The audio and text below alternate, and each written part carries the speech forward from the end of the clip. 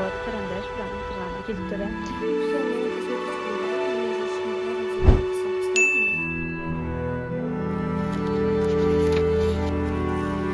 вот осындай екі пижама алып келген.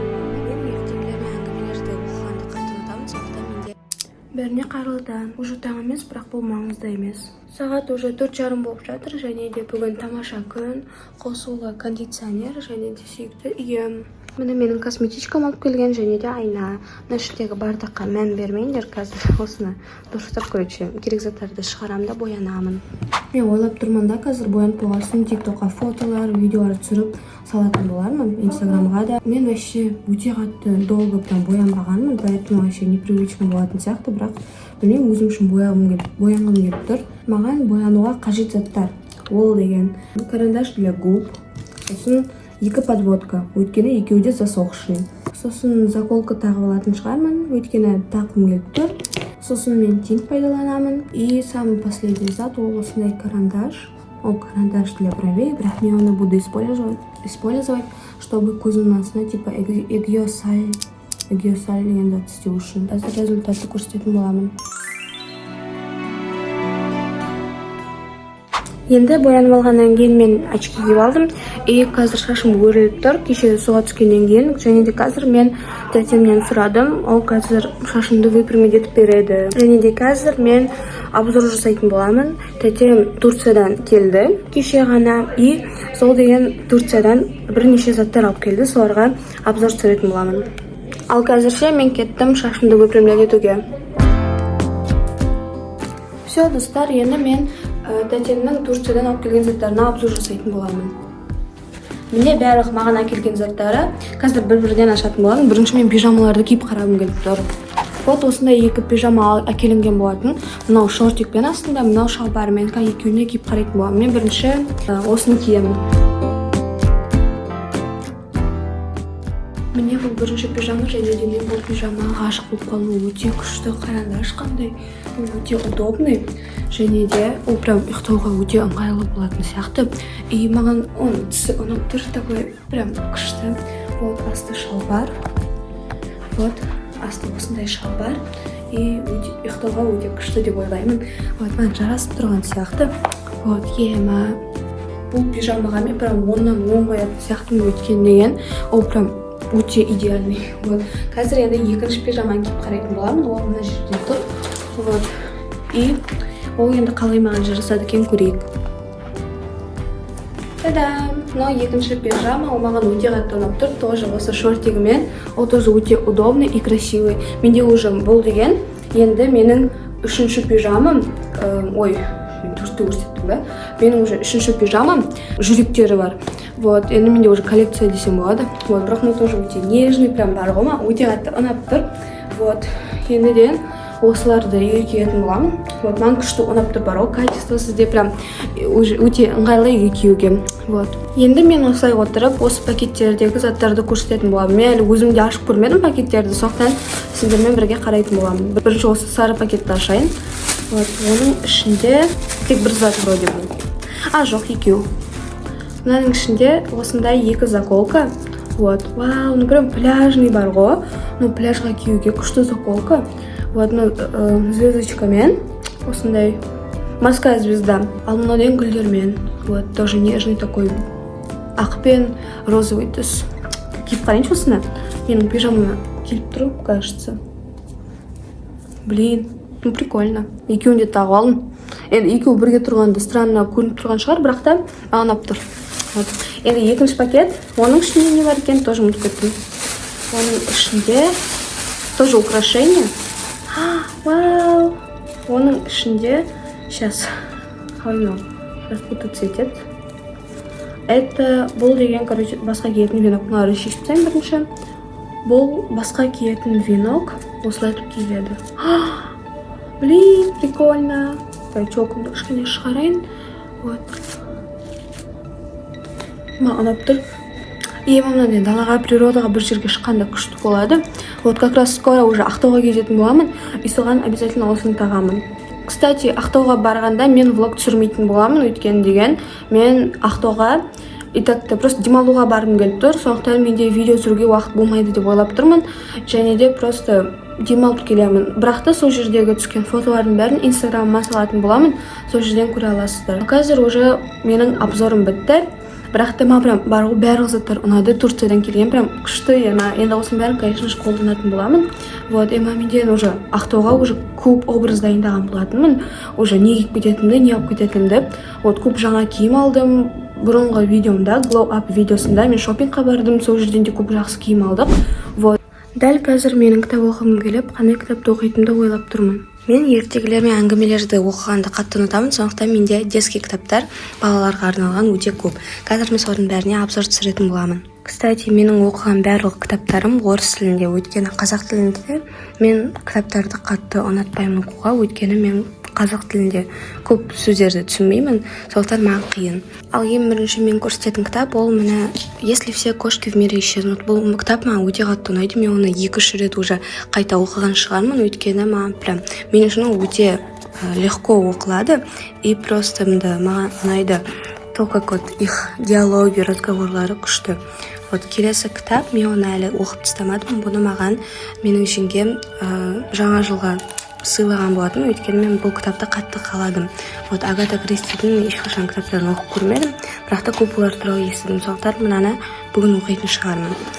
Келесі кітап ол міне енді басталады. Детский кітаптар барлығын деген маған мама, папасы сатып алды, және де маған бәрі ұнайды өте қатты. Мынау менің ең любимый кітап осылардың бәріне, потому что көрініп тұрған шығар, мен сол кезде еще осындай пометкалар жасауды жақсы көрдім. Вот қазір ондайды көп істемеймін, маған қатты қызықты емес. Вот сол. Келесіден мен мына кітапты оқымадым, потому что уақыт болмады. Бұл кітапты мен оқып бастадым деп бітірмедім. Сосын бұл кітапты, конечно же, оқыдым, тоже күшті кітап. Вот мен мультигінде көрдім. Сосын бұл кітапты мен тоже оқымадым. Мынаны мен тоже оқыдым, бірақ до конца емес, потому что қатты қызықты болмады. Мына кітапты мен оқып бастап бітіре алмай қалдым, өйткені білмеймін, қатты түсінікті болмаған. Мына кітапты мен обязательно оқимын, потому что прям даже по обложке видно, прям такой вайбовый кітап. Соны точно оқимын, бірақ мен оны оқымадым қазірде. Бұл мен вообще менің кітабым емес, просто үйде жатқанын көріп қалдым да. Это психологический сондай кітап қой. Вот, бірақ та мен оны әлі оқымадым и желанием да қатты жоқ. И последний кітап, ол деген тоже бана кітап, волшебник из изумрудного города деген. Мен оны сол осындай екінші версиясы бар. Білмеймін, екі бірдей. Просто мынау побольше кітап, и мында больше рисунков осындай.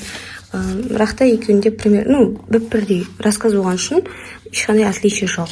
Солай. Бұл енді менің барлық кітаптарым, и мен олардың арасынан, осы кітапты оқитынымды шештім, өйткені мен оны оқып бастап бітіре алмай қалдым.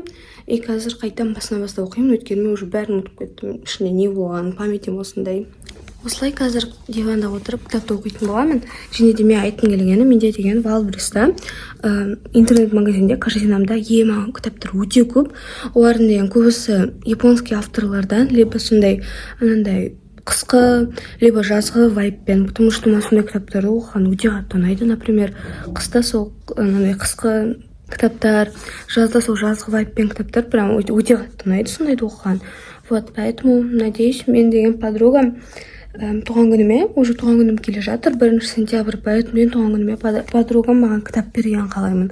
Бірақ та қайсыны именно білмеймін енді, бірақ та картинамда өте көп кітап бар.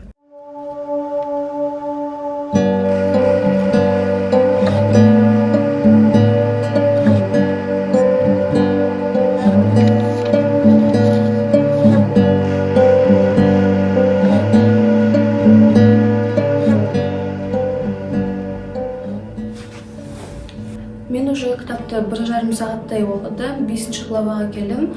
Қазір мен деген тоқтай тұрып, қазір маған деген мама осындай косметичка алып келді, розовый түсті. Мен соны хочу ішіне барлық косметикамды салып қою, барлық косметический заттар. Менде олар көп, бірақ мен бәрін де пайдаланбаймын. Сондықтан көрейік менде не бар екенін қазір алып келейін. Міне бұның ішінде барлық менің косметикам бар. Ан жақта тағы да бірнеше заттар жатқан шығар. Оларды тағы да алып келемін. Ал қазір ше осы жерде. Вот қазір осының бәрін, осының ішіндегінің бәрін керек емес заттарды мусорға, ал керек заттарды осы косметичкаға салатын боламын. Кстати, қараңдаршы, мынандай күшті косметичка, прям такой нежный розовый. Вот осындай. О, смотрите. Мына жерге не деп жазылып тұр? Travel Life, путешественная жизнь. Вот это қазақшалай. Ладно. Іші очень вместительный бар, очень көп зат сияды. Вот, білмеймін, короче, ішіне қалай үлкен сияқты да, вообще, мен бұрында деген, вообще косметичка деген болмаған еді. Енді осындай болды, қазір енді бәрін осыған саламын. Менде 6 подводка бар. Оның ешқайсысы жасамайтын сияқты. Мынау деген ужасно жасайды, уже бүтіп қалайын деп атады. Білмеймін, бар оның де осы екеуін, короче, біреу жасайды, біреу жасамайды, қайсы екен білмеймін, короче.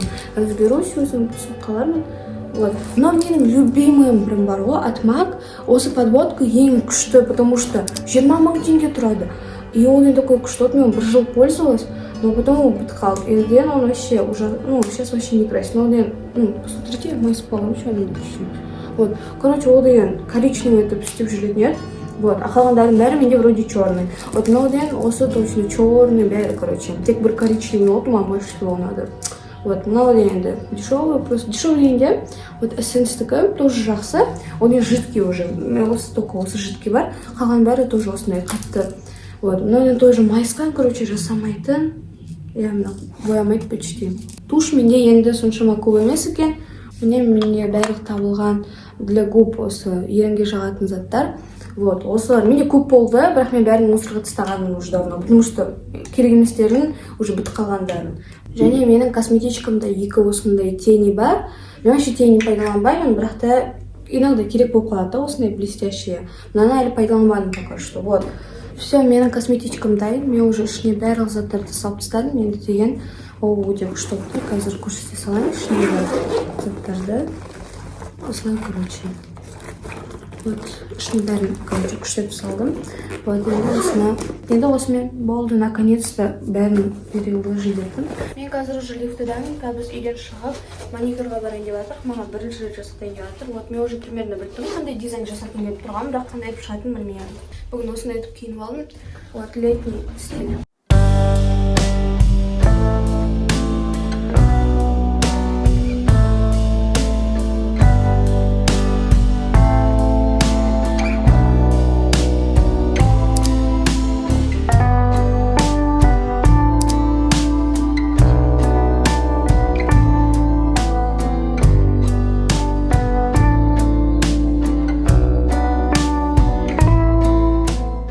Мен уже маникюрдан шықтым, маған осындай етіп істетті, күннің астында прям күшті болып тұр. Бұл деген типа корейский маникюр деп аталады. Вот маған өте қатты ұнап тұр, конечно, прям аккуратно емес, но маған ұнап тұр. Вот мына жерде осындай стразиктар істелген, короче, вот на заднем фоне еще мынандай әдемі гүлдер. Вот, қараңдаршы, прям тырнама келіп тұр.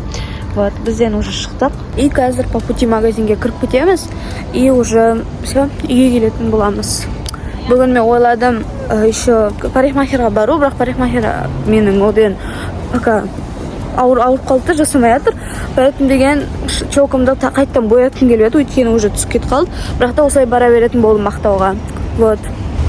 Мен қазір стоматологиядан шықтым. Мен оны видеоға түсіруді ұмытып кеттім, өйткенде уақытым болмады. Біз үйден шығып, сразу осы жерге келдік.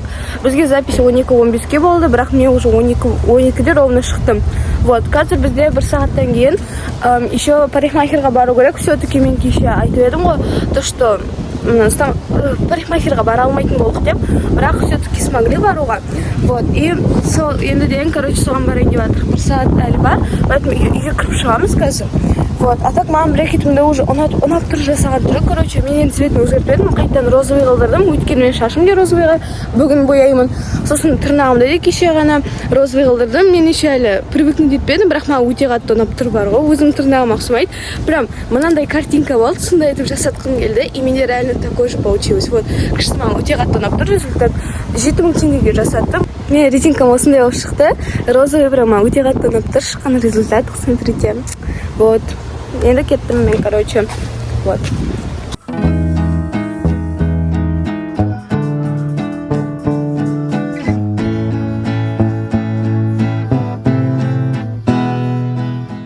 Мен уже уже үйге келдім, және де мен уже бетім қатты қызарып кетті даладан келгесін, өйткені дала өте қатты ыссы. Вот, сол шашым маған шыққаны өте қатты ұнап тұр. Бірақ та слишком, конечно, ярко болып кетті. Бірақ уақытымен енді кетеді ғой. Вот, мектеп басталғанша дейін кету керек, потому что мен маникюрді де жасаттым, шашымды де бояттым. И, думаю, мектепке дейін уже бітеді. Ал осымен видео аяқталатын болады. Бүгін өте насыщенный күн болды. Біз деген сосын видео түсіргеннен кейін мен деген киім жинадым, и біз уже бүгін кешке самолетке мініп Ақтауға баратын боламыз. Бұл видеоны уже Ақтаудан келгесін салатын боламын. Вот, өйткені деген мен қыдыруға итекті тек 5 күнге баратырмыз, и сол 5 күн ішінде менде телефон көп монтировать етуге уақыт болмайды. Либо уже Ақтауда болғанда осы видеоны салатын боламын. Алдағы уақытта тағы да көп қызықты видеолар шығады. Келесі блогтарда кездескенше енді блогтарды көбірек салып тұратын боламын.